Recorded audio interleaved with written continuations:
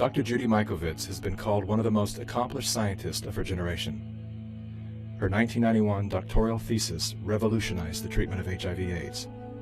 At the height of her career, Dr. Mikovits published a blockbuster article in the journal Science. The controversial article sent shockwaves through the scientific community as it revealed that the common use of animal and human fetal tissues were unleashing devastating plagues of chronic diseases. For exposing their deadly secrets, the minions of Big Pharma waged war on Dr. Mikovits, destroying her good name, career, and personal life. Now, as the fate of nations hang in the balance, Dr. Mikovits is naming names of those behind the plague of corruption that places all human life in danger. So you made a discovery that conflicted with the agreed-upon narrative. Correct. And for that, they did everything in their powers to destroy your life. Correct. You were arrested.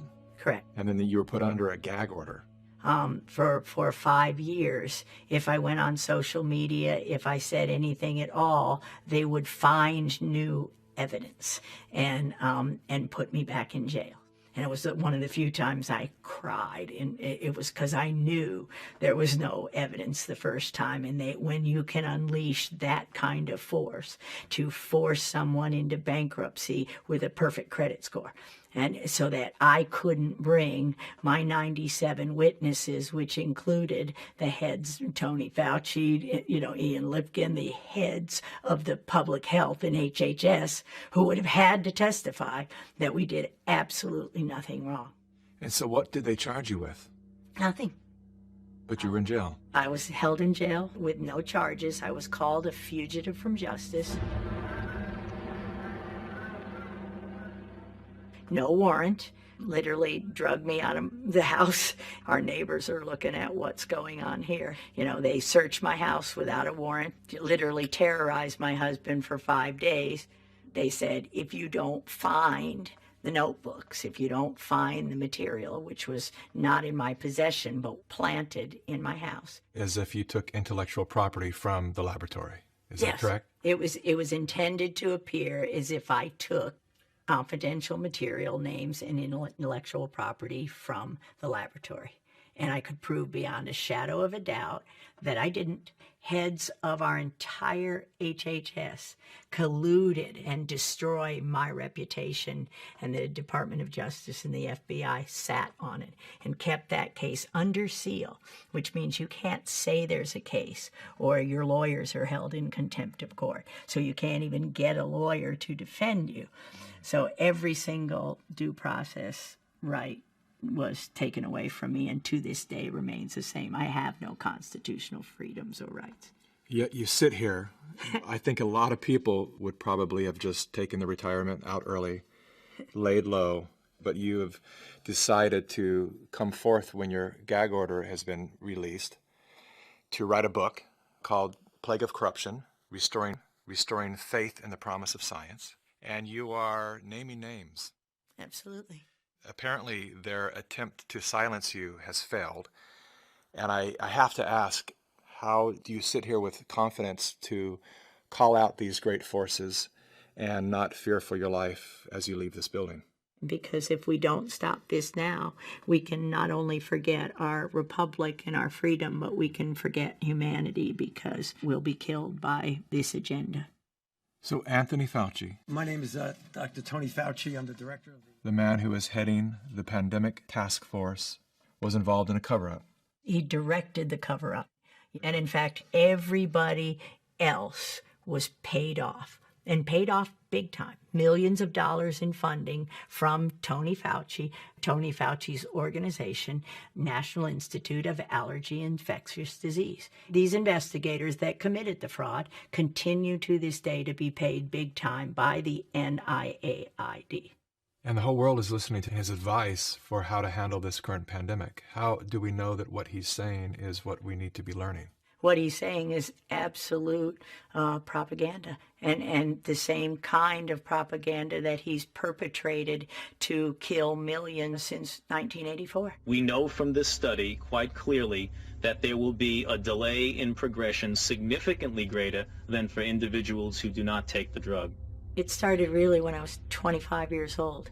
I was part of the team that isolated HIV from the saliva and blood of the patients from France, where Luc Montagnier had originally isolated the virus. Je pense qu'il y a toute une recherche à faire à ce niveau-là qui est négligée parce que This was a confirmatory study, but Tony Fauci and Robert Gallo were working together then to spin the story in a different way.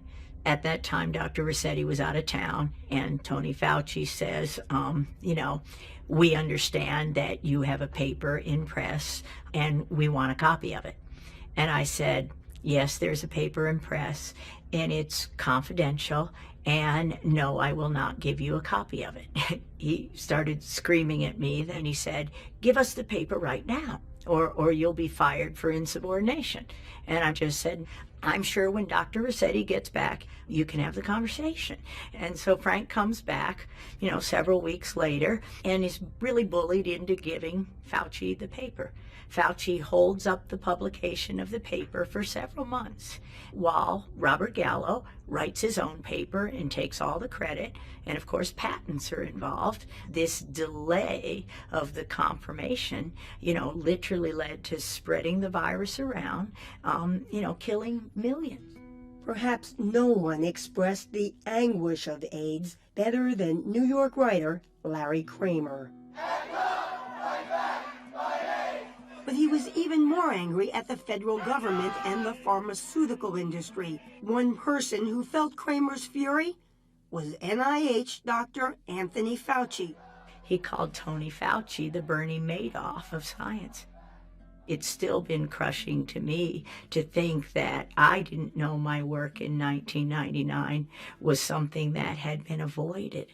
From 83 and 82, when the virus was isolated, the virus didn't have to wait until 84 to be confirmed. Think of how many people, the entire continent of Africa, lost a generation as that virus was spread through because of the arrogance of a group of people, and it includes Robert Redfield, who's now the head of the CDC. Right along with Tony Fauci. They were working together to take credit and make money, and they had the patents on it and tailored them to IL-2 therapy, which was absolutely the wrong therapy.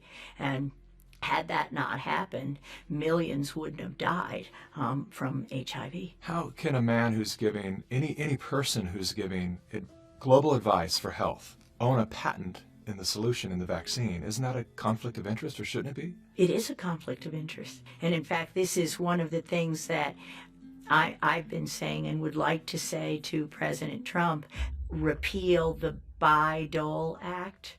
Bayh-Dole fundamentally changed the way universities approach technology transfer, and you can see that best in the statistics. Universities obtain 16 times as many patents today as they did in 1980. Now, everybody's getting more patents, but still, universities' share of all patents in the United States is more than 5 times greater than it was before Bayh-Dole.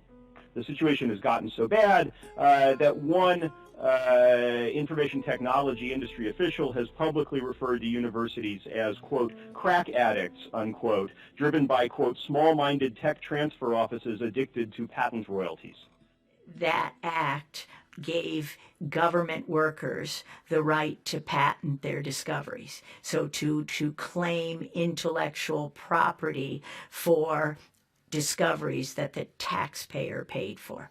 Ever since that happened in the early 80s, it destroyed science. And this allowed the development of those conflicts of interest. And this is the crime behind letting somebody like Bill Gates with billions of dollars, nobody elected him, he has no medical background, he has no expertise, but we let people like that have a voice in this country while we destroy the lives of millions of people. Normalcy only returns when we've largely vaccinated the entire global population. If we activate mandatory vaccines globally, I imagine these people stand to make hundreds of billions of dollars.